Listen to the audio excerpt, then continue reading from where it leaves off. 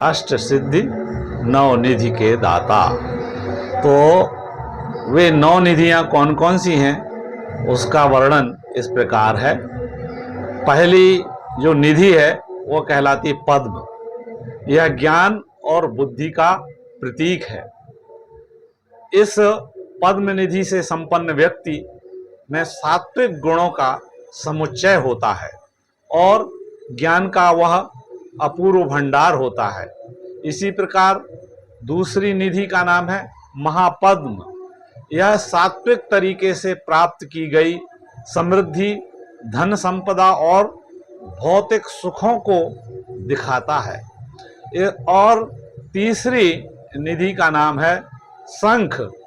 यह जो शंख नाम की निधि है, यह संचार शक्ति को और स्वयं की शक्ति को स्पष्ट रूप से व्यक्त करने की क्षमता का प्रतिनिधित्व करती है।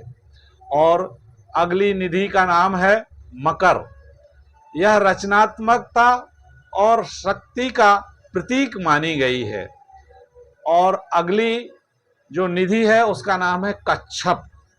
कच्छप अर्थात कछुए के स्वभाव की तरह यह संपत्ति की सुरक्षा करने में और उसे संभाल कर रखने की क्षमता को दर्शाती है।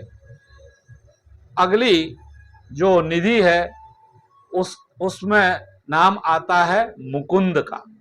मुकुंद नाम की निधि भावनात्मक कल्याण में योगदान करने वाली है और खजाने का भी यह प्रतिनिधित्व करती है।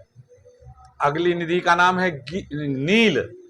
यह सात्विक, तेज और संपत्ति को 3 पीढ़ियों तक बनाए रखने की क्षमता प्रदान करने वाली निधि है। अगली निधि का नाम है नंद अथवा मुक्ता।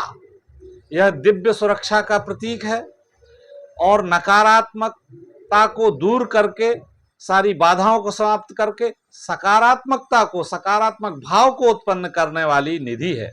और अगली निधि का नाम जो 9वीं निधि है उसका नाम है खर्व। यह सभी प्रकार की भौतिक संपदा और समृद्धि का प्रतिनिधित्व करती है। इस प्रकार से ये 9 निधियां हनुमान जी में उपलब्ध थीं। इसी के बल पर वे सर्वत्र विचरण कर लेते थे और उनका सर्वत्र प्रभाव होता था। जय श्री राम।